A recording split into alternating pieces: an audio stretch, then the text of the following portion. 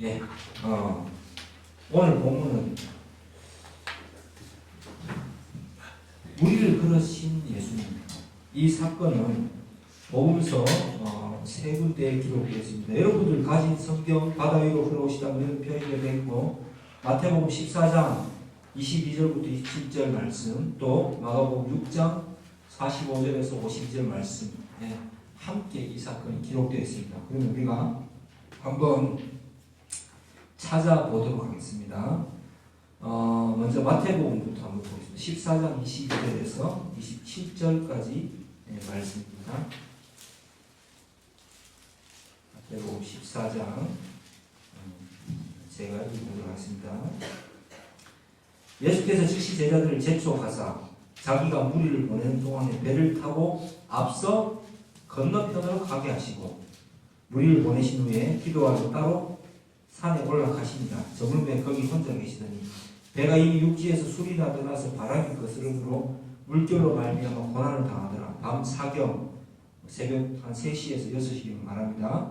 예수께서 바다 위로 걸어서 제자들에게 오시니 제자들이 그가 바다 위로 걸어오심을 보고 놀라 유령이라 하며 무서워하여 소리지르거늘 예수께서 즉시 이르시되 안심하라 나니 두려워하지 말라. 베드로가 대답하여 이르되 주여 만일 주님이시거든 나를 명하사 무리로 오라 하소서.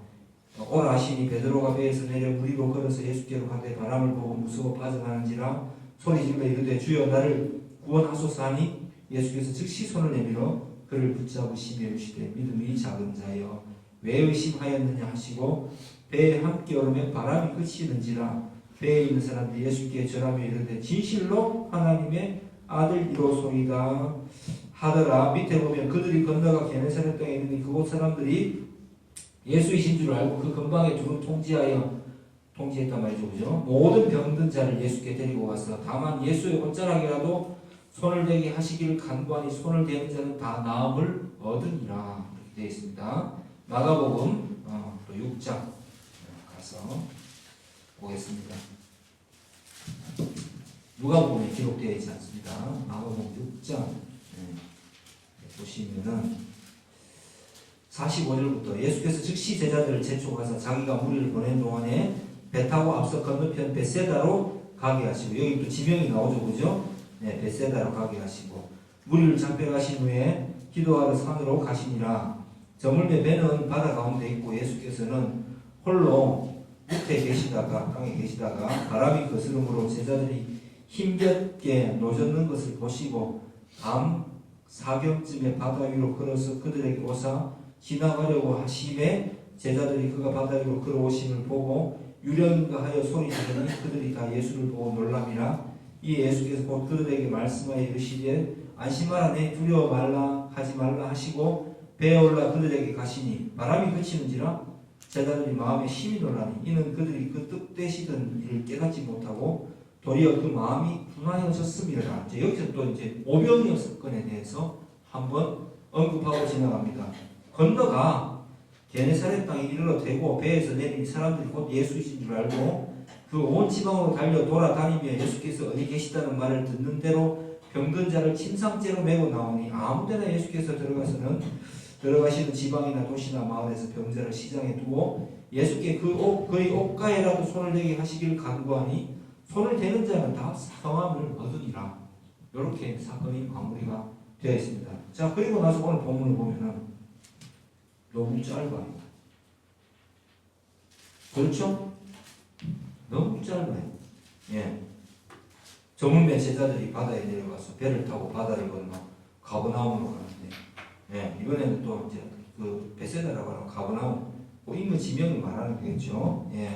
가는데 이미 어두웠고 예수는 아직 그들에게 오시지 아니하였더니 큰 바람이 불어 파도가 일어나더라. 제자들이 노를 저 시베르집 가다가 4km 예수께서 바다 위로 걸어 배에 가까이 오시는 보고 두려워하거늘 이르시되 내리 두려워 말라 하신데 이에 기뻐서 배로 영접하니 배는 곧 그들이 가려던 땅에 이르렀더라 하고 그 다음에 보십시오.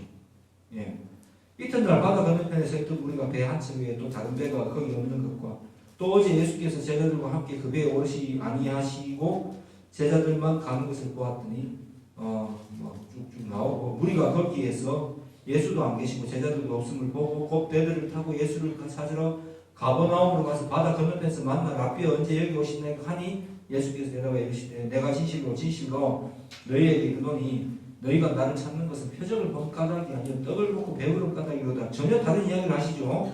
예, 그 두 복음서와는 달리 예수님이 생명의 떡이시다라는 말을 이제 다음 주에 들 본문을 가지고 쭉 말씀을 한다는 것을 강조하고 있습니다. 그렇죠? 예. 이 바다, 갈릴리 바다가 이제 갈릴리, 요단강 뭐 사이였다면은 이렇게 그러자면 여기에서 이렇게 북쪽으로 가버나움으로 가시는 갈릴리 바다, 갈릴리 호수를 이야기하겠죠. 예. 이렇게 이제 좀 종단해서 남에서 북으로 올라가는 지명을 뜻합니다.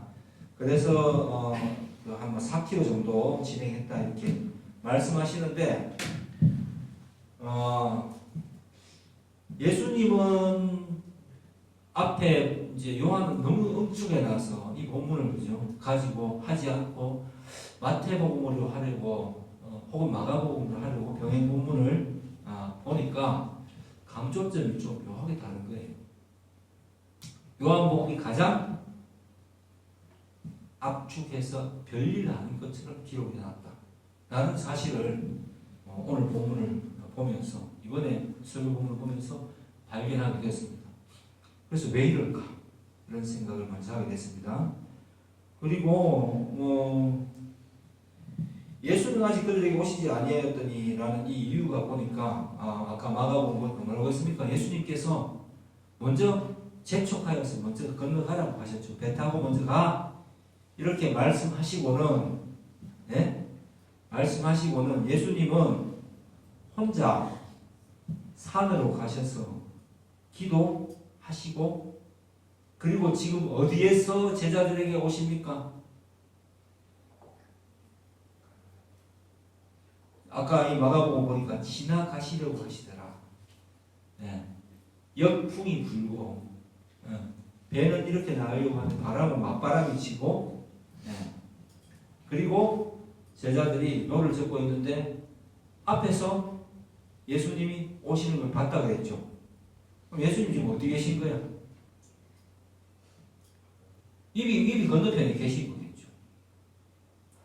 그런 거라고 봐야 되나? 아니면 뭐 또 마가복음을 보면 그렇게 보이고 또 뭐 아니면은 걸어서 지나가시려고 한다는 이제 이 사건의 중요성은 건너편에서 보시냐 뭐 아니면은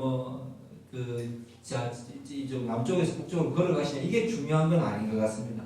어쨌든 중요한 것은 예수님께서 호수의 무리를 걸어서 오시다라는 이 사건이 포커스가 맞춰져 있는데 마태복음에서는 베드로가 걸어가서 바다를 함께 걸으면서 예수님을 손을 붙잡고 이렇게 구원을 받는 장면에 대한 강조가 있고요. 마가복음에서는 사람들이 제자들이 심히 두려워하고 무리를 걸으시고 나서 제자들이 희한하다 5,000명이 떡을 째는 사건을 봤는데도 불구하고 예수님이 그렇게 하심을 보고 두려워하는 것이 마음이 어두워졌다 이렇게 표현을 합니다. 근데 요한복음에는 아무 말도 없어요. 그냥 기뻐했다. 이에 기뻐서 라고 이 사건을 되게 간략하게 응축해버립니다. 그리고 이 사건이 끝나고 난 뒤에 마태와 마가의 관점은 뭐였느냐면은 예수님이 그 건너편에 가셨을 때 수많은 사람들이 와서 예수님의 그 옷깃이라도 만져서 병을 낫고자 하고 통지하고 소문을 돌려서 사람들이 나와서 나음을 얻었다는데 관점을 맞췄는데 요한은 굉장히 특이한 이야기를 합니다. 너희가 내게 나오는 것은 그냥 떡을 먹고 배부를 까닭이지 진짜 나를 기다릴 까닭이 그거지 너희가 진짜 나에 대한 관심으로 오는 건 아니다 라는 데 초점을 맞춥니다. 그리고 너희가 생명의 떡이 나를 먹고 내 살과 피를 먹고 마시지 아니하면은 결단코 하나님 나라에 갈 수 없다라고 말씀하셔서 그 말씀 때문에 이제 그거는 살리는 것은 영이요 죽이는 것은 육이라고 하면서 예수님께서 그 말씀이 무엇을 말하시는가 나중에 풀어 이야기하는데 그때부터 사람들이 제자들 가운데서도 예수님을 떠난 자가 생겼고 따르지 아니하더라라는 말을 합니다. 그렇게 하면서 그 이야기는 길게 뒤에 나와 있고 무리를 걷는 사건은 아주 간략하게 언급이 되어 있어요. 그래서 오늘 설교 제목이 뭡니까? 한번 읽어보실래요? 시작. 요한이 본 무리를 걷는 예수님. 사도 요한은 왜 이 사건을 이렇게 간단하게 언급하고 넘어갔을까? 제가 설교 본문을 준비하면서 여기다 이렇게 가로를 저는 이제 필사하는 걸 좋아합니다. 글로 직접 펜을 쓰는 걸 좋아합니다. 글씨를 좀 잘 쓴 편이거든요. 잘합니다. 이 질문에 꽂히다 이렇게 제가 적어놨어요. 이게 제 묵상의 포인트였습니다. 사람들이 알고 있는 예수님, 사람들이 필요한 예수님. 아까 우리 남은 시간에 이야기했지만 불교나 천주교인들 특히 천주교가 한 3배 이상 성장했는데 왜 그랬을까? 또 70년대부터 90년대, 60년대부터 80년대, 90년대를 거치면서 교회는 대부흥을 겪었고 정말 교회 사람들이 모여있는데 그 사람들은 왜 그때는 왔을까? 그리고 지금 교회는 왜 쇠퇴하는가? 이런 이야기, 이런 질문들이 머릿속에서 떠나지 않았어요. 그 이유는 간단합니다. 예수님께서 오늘 말씀하셨어요. 그들이 나를 따르는 것은 떡을 먹고 배부를까를 보다. 혹은 병이 낫기를 원하기 때문이다. 진짜 예수님을 복음서에서 보면은 예수님의 옷깃에라도 손이 닿거나 예수님의 말씀을 듣고 뭐 그런 것보다는 예수님이 뭐 5병이여 7병이여 기적을 일으키거나 할 때 사람들이 열광합니다. 슈퍼스타 예수 그리스도가, 예수가, 구원자가, 드디어 메시아가 우리에게 왔다. 그 메시아는 나를 먹이고 살리고 내 병을 낫게 하는 바로 그 예수님이다. 이것이 물리적으로든 어떤 형태로든지 간에 교회 안에서 일어났던 시기에는 교회는 폭발적으로 성장을 했습니다. 그럼 지금의 시대는 뭡니까? 의학이 발달하고 나서 뭐 이런 것들을 부정하기 시작하니까 지금은 마음의 병들이 다 깊어요. 그 마음의 병은 내가 인정받지 못함에서 시작되잖아요. 사람들이 그죠? 자아가 자기 존재감이 희미해져 갈 때 마음의 병이 생기는데 그 마음의 병이 병에 대해서 가장 언급을 많이 하는 데가 어딘가 이렇게 보니까 뭐 천주교 뭔지 모르겠지만 논리적이진 않지만 마음의 평안을 얻는다라는 게 그들이 제시한 포인트 같고 또 제가 요즘 뭐 법륜 스님의 증문적서 이런 거 가끔 이렇게 보는데 아까 이야기했잖아요. 그 사람이 그분이 이야기하시는 말씀을 들으면 참 철학적이고 어떤 모든 사람의 보편타당적인 어떤 그런 입장에서 이야기를 하니까 굉장히 공감을 할 수밖에 없겠다 싶어요. 거기에는 또 심리학도 깊게 들어가 있더라고요.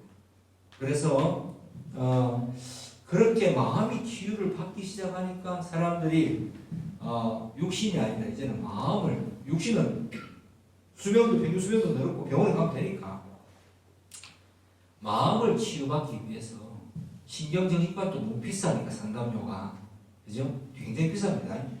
그래서 뭐 마음을 치료받기 위해서 병원에 가는 사람 부자여야 될 것 같아요.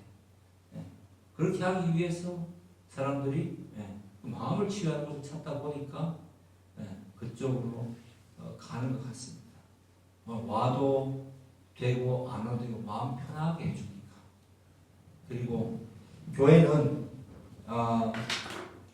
육신의 병도 치료하지 못한 상태일 뿐더러 또 동시에 예수 그리스도가 누구이신지에 대한 설교가 사라져버린 시대에 살고 있기 때문인 것 같습니다. 제가 똑같은 이 본문을 마태복음 설교하는 걸 옛날에 순복음에서 조영기 목사가 했는 설교를 보면서 그 설교를 한번 들어봤거든요. 한 38분 정도 되는데 유튜브에 있잖아요. 들어보니까 굉장히 본문에서 이제 제가 바라보는 이 개혁주의적 입장에서 성경을 이렇게 해석하는 걸, 그분이 성경 해석하는 걸 보니까 굉장히 무엇을 해야 한다에 맞춰져 있어요. 그리고 베드로가 물 속에 빠져들어가는 거, 또 베드로가 또 어쨌든 걸었다는 용기, 담대함, 이렇게 할 때 하나님이 나를 만나 주신다라는 어떤 알미니아적인 내가 인간이 무엇을 할 때 하나님을 감동시킬 수 있다, 하나님의 어떤 은총을 구할 수 있다라는 그런 쪽으로 포커스가 맞춰지니까 사람들에게 굉장한 공감을 얻는 것 같아요. 그리고 나서 치유 기도를 하고, 옛날에 순복음에서 그죠? 할 때 또 역사가 일어나고 그런 치유의 역사가 일어나고 했다라고 해서 그때가 큰 부흥을, 사람들이 어마어마하게 교회에 몰려드는 효과를 누리게 되었다라는 것을 깨닫게 되었습니다. 그러면 지금 이 시대에서 우리는 무엇을 봐야 될 것인가? 그때 바로 이 요한복음의 말씀이 큰 의미가 있다는 것을 깨닫게 되었습니다. 간단하게 기록하고 그냥 대충 넘어갔는데 굉장히 여기는 의미가 있다는 것을 오늘 이번 설교를 준비하면서 깨닫게 됩니다. 왜? 요한이 바라볼 때는 이런 거예요. 타인이 어떻게 생각하든지 간에 요한은 이렇게 봅니다. 예수님이 하나님이시구나 라는 게 너무 당연하게 믿어졌던 거예요. 그러니까 제자들이 사람의 마음이 어땠다 저땠다 여기에 대한 포인트는 마가가 기록했지만 요한의 관점에서, 사도 요한의 관점에서 봤을 때는 너무 당연한 거야. 오병이어 그죠? 사건을 봤는데 무리를 끌어오는 것이 될 수 있겠냐는 거죠. 저도 그럴 것 같아요. 예수님이 누구시냐? 하나님이시다라는 사건에 대해서, 이 사실에 대해서 요한은 집중했고, 그 예수님은 동시에 요한복음 1장 1절에 나오죠. 태초에 말씀이 계십니다. 그 말씀이 육신이 되어서 우리 가운데 가시는데 그게 바로 말씀이 육신이 되신 그분이 바로 예수님, 바로 성육신하신 하나님이시다라는 사실을 본인은 이 복음서를 기록할 때 완전하게 믿어지고 믿고 있는 것입니다. 요한이 결국 사도 요한이 또 뭘 기록합니까? 계시록을 기록하게 됩니다. 사도 요한이 성품이 위해서 나중에 수교당하지 않고 반모섬에서 이거 유배되어서 그죠? 거기에서 그 환상을 계시를 보고 계시록 기록했다는데 저는 그런 것 같아요. 하나님께서 요한에게 보여주신 이것은 절절하거나 막 이 세상과 싸운다는 그런 것보다는 영광을 보여주신 것 같습니다. 예수님에게 불가능한 것이 무엇이냐는 거예요. 우리가 예수님께 집중하면 도대체 모를 것이 무엇이냐는 겁니다. 병을 낫고 병을 이기고 이런 게 중요한 게 아니라 예수님은 전지전능하신 하나님이시니까 그 예수님의 말씀적인 가치관을, 말씀의 가치관을 내가 받아들이고 예수 그리스도를 온전히 따르게 된다면 결국은 그것이 바로 예수를 믿고 살아가는 삶 자체, 그것이 바로 하나님의 일이다라는 사실을 사도 요한은 깨달았던 것입니다. 그래서 너무 심플하게 기록하고 있어요. 제자들이 기뻐 예수님을 맞이하니라. 베드로가 물에서 빠져서 건지는 것도 당연하게 봤고 같이 안 받겠습니까? 그리고 그들의 마음이 허망하여진 것도 같이 이미 마가가 느꼈듯이 그것도 당연히 그렇게 알았을 것이고, 그게 제자들이나 저 밖에 있는 사람들이나 별반 다르지 않다는 것을 뒤에 후반부에서 강조하고 있는 것입니다. 이게 뭐 그렇게 중요하냐면요, 예수님께서 하나님이심을 믿는다는 사실에 대한 중요성을 기독교인들이 잘 모를 때가 많습니다. 이게 사실은 제일 핵심인데, 오늘 우리 찬양할 때 그랬습니까? 예수는 그리스도, 예수는 주, 하나님의 영으로 경배드리리. 예수가 그리스도이시다는 이것은 우리의 모든 삶을 주관하신다라는 뜻으로 받아들여야 하는데 그렇게 하지 못하는 사람이 너무 많다는 것을 이 사도 요한은 본 것 같습니다. 제가 아까 법륜스님 이야기했는데 정문적 세대 제가 재미있는 이제 짤처럼 뜯는 게 있어서 제가 이제 짤은 아니고 쇼츠는 아니고 조금 짧은 영상인데 기독교인조차도 믿음이 안 생긴다고 그 정문적설 시간에 그죠? 그 공개 강의 시간에 가서 질문하더라고요. 교회를 다니는데 교인들은 너무 좋은데 믿음이 생기지 않는다고. 그러니까 그 법륜스님이 그렇게 이야기하더라고요. 무의식이 믿게 된 것이 믿음이지 믿고 싶어하는 것이 믿음이 아니기 때문에 결론을 그렇게 내더라고요. 꼭 오병이어니 무리를 걸어든니 이런 거는 안 믿어도 된대. 되고 그냥 그거 말고도 좋은 이야기 많잖아요. 네? 좋은 이야기 많잖아요. 이웃에게 실천하고 베풀고, 네? 뭐 오리를 가려거든 심리를 가라 이 표현을 들면서 내가 오리를 가려고 할 때 오리만 가게 되면 내가 을의 입장이 되는 건데, 그죠? 내가 심리를 가게 되는 것은 갑의 입장에 서는 거기 때문에 적극적으로 내가 긍정적으로 생각하고 먼저 오리를 가지고 있는데 심리를 같이 가지면 갑의 입장에 서는 거기 때문에 그게 얼마나 내 이 자아에 큰 도움이 되느냐. 그런 좋은 말씀이 있는데 왜 뭐 오병이어니 뭐 무리를 걷는 소위 말해서 이런 기적과 이적에 대해서 집중하느냐는 거예요. 믿기 싫으면 그런 건 안 믿어도 되고 좋은 것만 믿으면 된다. 그리고 교회가 좋거든 굳이 갈등하지 마라. 교회도 가고 지금 오는 것처럼 절에도 오면 된다. 얼마나 합리적이고 듣기 좋습니까? 그러니까 사람들이 박수를 치고 난리가 나겠죠. 왜? 그들이 원하는, 우리가 원하는 바는 무엇입니까? 우리의 자아의 존재감이 인정받고 내가 하고 싶은 대로 하는 데 대한 근거를 얻고 싶은 거니까요. 저는 그렇게 보이더라고요. 이 사건들이. 그래서 그 논리가 왜 틀렸는지를 이야기해 주고 싶어요. 무의식이 믿게 된 것이, 그러니까 어릴 때부터 교회 다니는 사람들은 저절로 믿음이 생겨서 하나님 살아계심을 믿지만 당신은 커서 교회 다니니까 믿지 못하게 된 거예요. 이렇게 말을 하더라고요. 그래서 무의식이 믿게 된 것은 심리학적 용어는 무의식, 의식이라는 것이 믿게 된 것은 그게 믿음이고 의식적으로 믿고 싶어하는 것은 믿음이 아니라는 거예요. 그래서 무의식과 경험에 믿음이 존재한다는 겁니다. 그분이 이제 세상사도 잘하시고 제가 보니까 말씀 아주 잘하세요. 하지만 성령을 받지 못하니까 성경이 해석이 안 되는 거예요. 성경에는 무엇이라고 이야기합니까? 하나님의 영으로 경배하지 못하면 예수님을 하나님이라고 고백하지 못합니다. 하나님의 영이 임하지 않으면 믿음은 생기지 않습니다. 믿음은 하나님의 선물입니다. 저도 믿고 싶어 했지만 하나님께서 믿음을 주시지 않았을 때는 믿을 수가 없었어요. 어릴 때 교회를 우리가 오래 전부터 기독교 집안이고 4대째 우리 아들까지 4대째 기독교 집안이지만 전혀 믿어지지가 않았습니다. 그러니까 그분이 하는 말씀 틀렸죠. 모태신앙들이 정말 많았습니다. 아무것도 못해라고 그런 농담들을 많이 했는데 진짜 아무 믿음이 없는 거예요. 믿음이 있다고 말하는데 믿음이 행함이 없으니까 행동으로 나타나지 않으니까 그 믿음이 아닌 거죠. 고린도전서니까 로마서 나왔습니다. 사람들이 말세에는 그 자긍하면 자기만을 긍휼히 여기는 거지.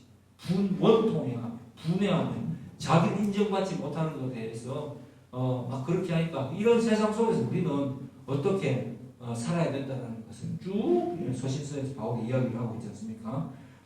그래서 이 논리가 틀렸다는 것이 어릴 적부터 교회 다닌다고 해서 믿어지는 게 아니에요. 믿음이라는 것이. 그러니까 무의식 가운데 믿음이 있다고 본 것은 잘못된 것이죠. 왜? 모태신앙을 딱 보면 알아요. 모태신앙이라고 할머니 때부터 어릴 때부터 아기 때부터 교회 다닌다 믿음 생기면 절대 안 믿어요. 하나님의 선물로 믿음이 주어질 때만 성령 안에서 이 말씀들을 믿을 수가 있게 되는 것입니다. 그냥 저절로 믿어집니다. 잘 모르는 사람이 대단한 것 치고는 제가 이렇게 적어놨어요. 굉장한 수준이다. 얼마나 합리적이고 타당한 이야기를 하는 건지.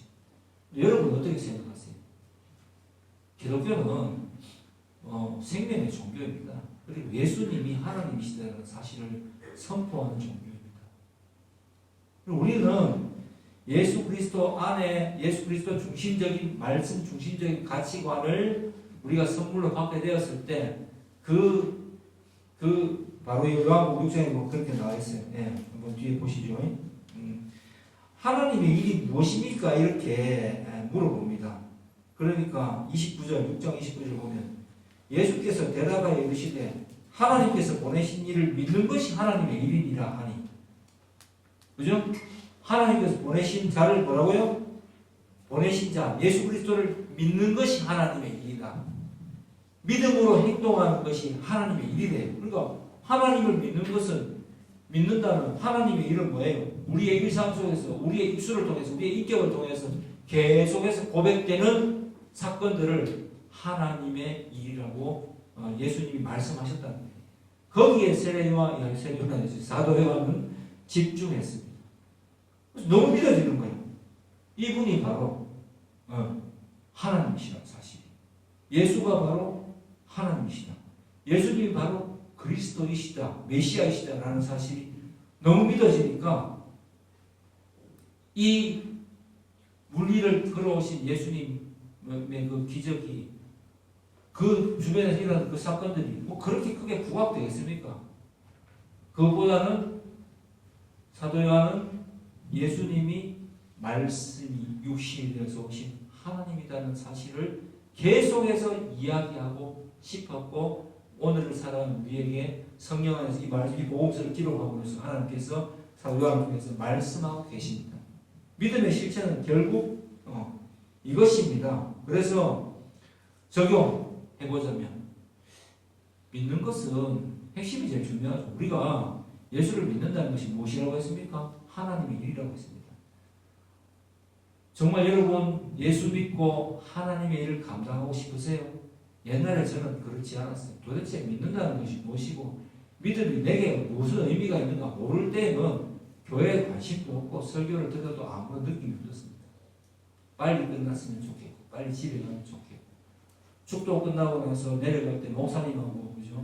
안마 치고 집에 갔으면 좋겠고 이 요즘 뭐하노 이렇게 물어보고 뭐 잘 지내지 하는 그런 게 가식적이고 원래 관심도 없으면서 뭐 이런 생각들도 하게 됐었고 하여튼 비뚤어진 마음들이 많았어요.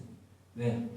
지금 내 인생이 답이 안 보이는데 답답한데 지금 그게 귀에 들어오냐고 라고 생각했었는데 사실은 내 인생의 답을 진짜로 알게 되려고 하면 성령이 임하셨을 때만 내 인생의 문제가 무엇인지 정말 발견하게 돼요. 내 인생의 문제는, 인간의 가장 큰 문제는 하나님이 함께 하시지 않는다는 겁니다. 그러니까 내 스스로 모든 것을 결정하고 풀어나가야 된다는 그런 항상 답답함 가운데 서 있어요. 조금 잘 풀리면은 굉장히 뭔가 이 자존감 올라가다가 알 수 없는 거죠. 어떤 이 세상의 흐름 때문에 자영업자들 예를 들어서 지금 완전히 지금 이 시대에서 지금 이제 올해 들어서 문을 닫는 사람들이 엄청난 코로나 이후에 그죠? 또 코로나 이 시대에는 문을 닫고 사람들이 뭐 어디에 포커스를 맞춘지 모르니까 식대는 OECD 국가 중에서 스위스하고 2위래요. 2위. 제일 비싸대요. 제일 비싼 거 다음 2위가 우리나라입니다. 밥값은 비싸고 사람들이 지갑을 열지 않죠. 그래서 무너져가는 이런 시대에 살다 보니까 만약 그런 일을 열심히 일해가지고 직장을 다녀가지고 이 돈을 모았어요. 그리고 나는 이 일을 해보고 싶다 해서 외식업체를 하나 결국 차렸는데 속절없이 무너지는 거예요. 어떻게 해야 될지 모르는 거지. 이 역사의 흐름 앞에서 어떻게 해야 될지 모르는 거지. 그러니까 그것에 대해서 무너지고 나면 또 완전 또 마음이 나락을 가게 되고 죽고 싶은 마음 들 정도로 괴롭고 뭐 인생을 포기하거나 뭐 심한 경우에는 그죠? 예. 노숙자로 살아가거나 예. 아니면 자연인이 되거나 좀이라도 남겨놨다면 그런 일들이 비일비재하게 벌어지고 있는 것입니다. 요한은 계속해서 이야기합니다. 예수님을 믿는 것이 인생의 유일한 답이다. 하나님이 함께 하실 때는 우리는 생각이 완전히 바뀌게 됩니다. 내 인생을 재정의하게 되죠. 성령이 임하시면. 내가 어떻게 살아야 될지에 대한 이 고민이 해결이 됩니다. 묘하게 써놨잖아요. 누가 이렇게 써놨습니까? 다 일반 종교들은 다 자기를 찾아 떠나는 이야기에 나의 욕구를 어떻게든 간에 신을 이용해서 풀어보려는 것인데 예수님께서는 그렇게 말씀 안 하세요. 나를 믿는 것이 인생의 유일한 답이다라고 계속 말씀하십니다. 왜? 너희가 네 인생을 아무리 걱정해봐도 인간이 자기 인생을 아무리 고민을 걱정해봐도 그 고민과 걱정이 그 문제를 해결해주지 않는다는 겁니다. 그 고민과 걱정, 궁극적으로는 내세에 대한 소망까지 완벽하게 해결받는 것은 길이요 진리요 생명신 예수님을 믿는 수밖에 없다. 그 믿음조차도 또 심지어는 선택한 자에게만 주어지는 것이다. 그래서 기독교에 대해서 반발이 그렇게 심한가 봐요. 믿음이 오면은 나 이 편이었어 하면서 열심히 믿을 건데 믿음이 선물로 주어지지 않으니까 뭐 하는 거야 도대체. 뭐 자꾸 앞에서 설교는 선물이라 그러는데 그럼 나는 안 믿어지는데 그럼 난 선물 못 받았겠네. 좋은 이야기 하나 찾아가자. 이렇게 되는 거예요. 근데 하나님의 영이 임한 사람 어떻게 반응하느냐. 그렇다면 하나님 제게 믿음을 선물로 주세요라고 구하게 되죠. 성령을 받는다는 것이 성령을 내가 받았는지 안 받았는지 모를 때 저는 그런 의미를 가졌거든요. 안 주면 안 되는 거니까 방법이 없네 라고 생각하는 사람도 있고요. 예, 그게 알고가 갈라지겠죠. 믿음이 안 주어지면 안 되는구나. 그러면 믿음을 구해야 되겠다는 사람으로 딱 두 부류의 사람이 아직 믿음이 오지 않았을 때 존재합니다. 어느 쪽이 희망이 있겠어요? 내가 하나님이 아니까 그렇게 생각하면 믿음 주어집니다라고 말을 함부로 할 수는 없겠지만은 거의 90%는 믿는 자는 믿음을 갈구하게 됩니다. 주님, 베드로처럼 이제 마태가 이야기 베드로처럼 주님 나를 건지소서. 물속을 보고 세상을 보고 빠져들어간 베드로처럼 예수님을 알아보면서 주님 나를 건져주세요. 즉시 주님께서 손을 빌어서 건져주십니다. 그게 바로 선택받은 자가 보이는 대다수의 반응이라고 저는 생각합니다. 그래서 사랑하는 성도 여러분, 예수님은 이 짧은 정신 똑바로 차리고 살아봐야지. 그죠? 어릴 때 기억 다들 가지고 계세요. 정신 똑바로 가지고 살아봐야 한 중학교 때부터 한 70세 언저리까지의 그죠? 그 안에서 육신도 좀 힘이 있고 요즘으로 지금 그렇다는 겁니다. 그럼 한 50년 정도 세월이 좋아져서 한 50년 정도 정신 차리고 내가 말하는 것을 자각하면서 그죠? 살아갈 수 있는 인생입니다. 그 인생 속에서 그 인간의 욕구를 채워주시기 위해서 나의 욕구를 채워주기 위해서 예수님 오신 게 아니라는 겁니다. 그렇게 믿으면 안 돼요. 그게 아니라 예수님은 이 인생 속에서 괴로워하는 것뿐만 아니라 이 인생 속에서 이미 천국을 경험하게 하시고 영원 하나님의 현재 속에서 계속 지속적인 기쁨을 누리고 살아가기를 원하시기 때문에 오늘 저를 통해서 여러분에게 이 복음을 선포하게 하신 겁니다. 여러분 예수를 꼭 믿으세요. 이 믿음의 의미를 자꾸 생각이 안 날 때마다 요한복음 6장을 보세요. 예수님을 믿는 것 전적으로 신뢰하고 내가 아무리 개척해도 안 됩니다. 주님 제 인생을 길을 열어주세요. 제가 하나님을 믿습니다. 예수님을 믿습니다. 믿음으로 따라가려고 합니다. 하실 때 성령이 주어지고 말씀을 보게 되고 이 말씀 속에서 또 다시 상황 속에서 답을 찾게 되고 또 그것을 또 해결받고 또 감사하게 되고 또 다른 일이 생길 때마다 개박해져. 케이스 바이 케이스. 생길 때마다 주님께 구하기만 하면 후히 주시고 꾸짖지 아니하시는 하나님께 구하라. 그리하면 얻을 것이라. 야고보서는 마찬가지 물결에 밀려 요동치는 그런 행함이 없는 믿음이 되지 마시고 믿고 나아가면 됩니다. 어쨌든 결과는 하나님께서 책임져 주시니까요. 그런데 어쩌겠습니까? 이렇게 적어놨어요. 제가 이렇게 이야기하고 나서 이렇게 적어놨어요. 그러나 어쩌겠나? 본 적도 없고 상상한 적도 없는 세계를 체감하는 것이 어려우니까 사람들이 교회를 다니지만 계속 인생의 목표가 돈을 버는 거, 가정의 행복을 위해서 결국 돈이 있어야 되는 거, 직장을 가져야 되는 거, 계속 여기에 꽂혀 있는 거.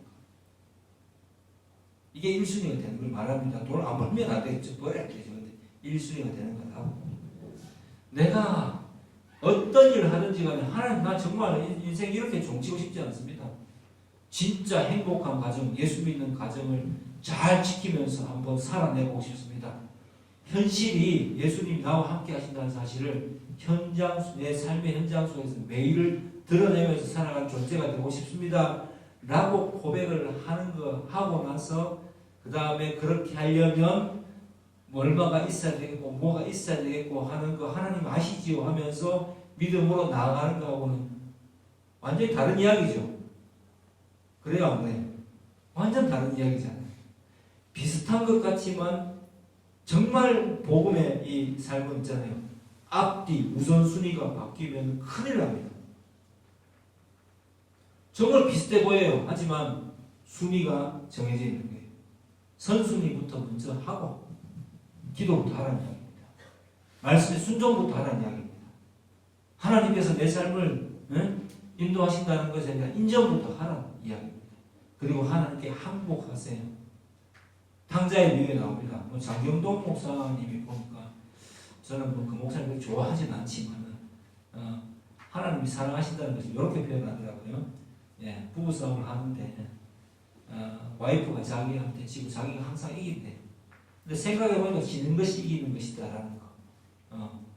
그렇게 이제 이야기를 하면서 자기 와이프가 자기한테 사모님이 당신이 내한테 져가지고 괴로워하는 모습을 보는 것이 나는 너무 힘들어서 그냥 내가 지는 것이 속이 편해서 당신한테 졌다라고 이야기를 한다는 겁니다.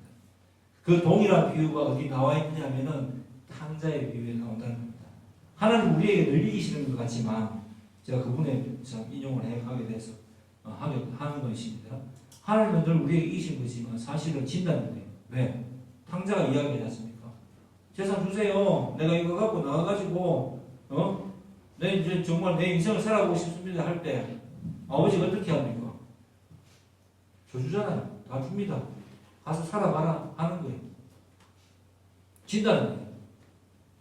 그런데 탕자가 돌아왔을 때 어떻게 합니까? 예. 모든 것을 잃고 돌아왔을 때 결국 아버지가 어떻게 합니까?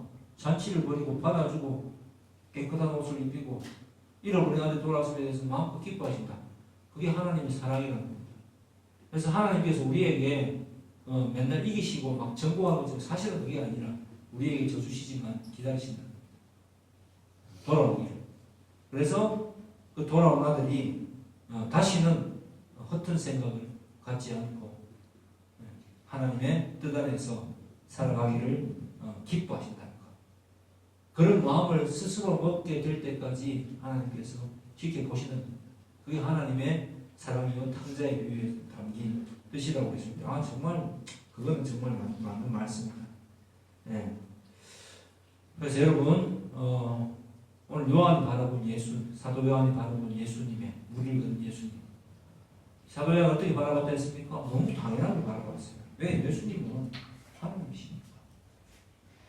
그리고 그 예수님은 말씀이시니까.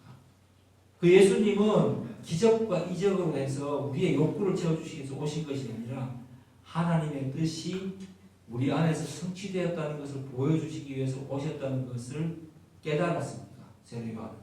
세례요한이 사도 요한. 그래서 요한은 계시록을 쓰게 되고 이 요한은 우리에게 오늘 복음서를 통해서 이야기합니다. 예수님은 그리스도이시다. 예수님은 하나님이시다.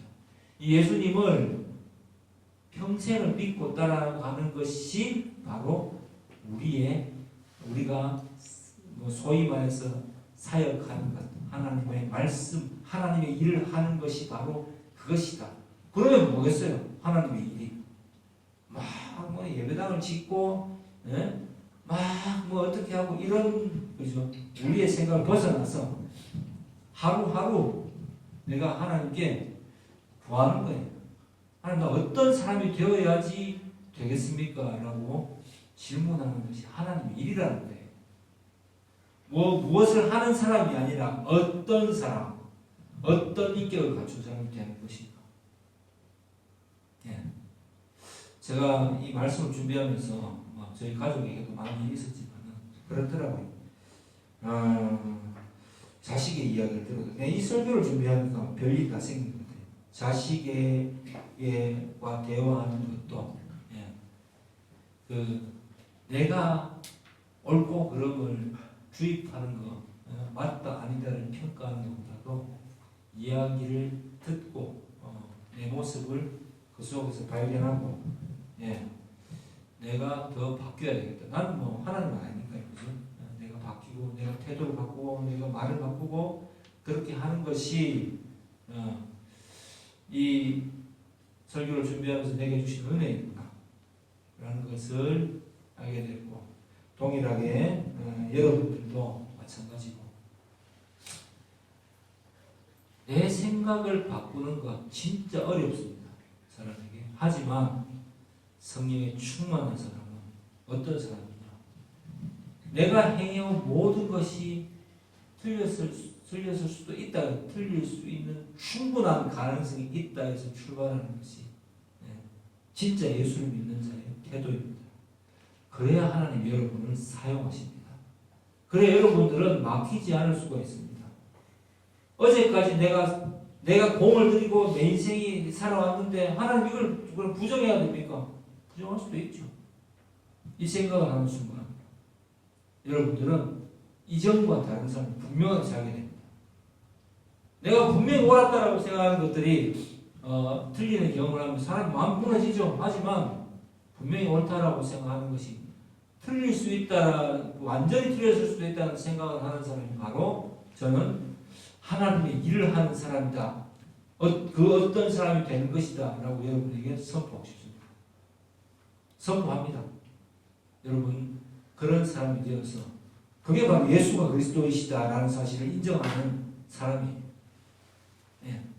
왜? 예수님의 뜻은 우리의 뜻과 너무 다르시니까요.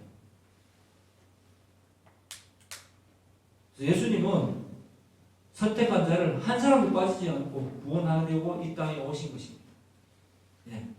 이 생각의 지옥, 이 관계의 지옥, 이 모든 답답함, 일상 속에서 벗어나서 이 세상을 주님의 시선으로 바라보고 날마다 기쁨과 평안함과 승리함으로 살아가는 저와 여러분 되기를 원하시는 것입니다. 그런 축복된 삶으로 여러분 초대합니다. 여러분 꼭 예수 믿으십시오. 그리고 매일 믿는 우리도 마찬가지로 꼭 매일매일 순간순간 믿으시기를 주의 축복합니다. 기도하겠습니다. 하나님 아버지 주신 은혜를 감사드립니다. 아버지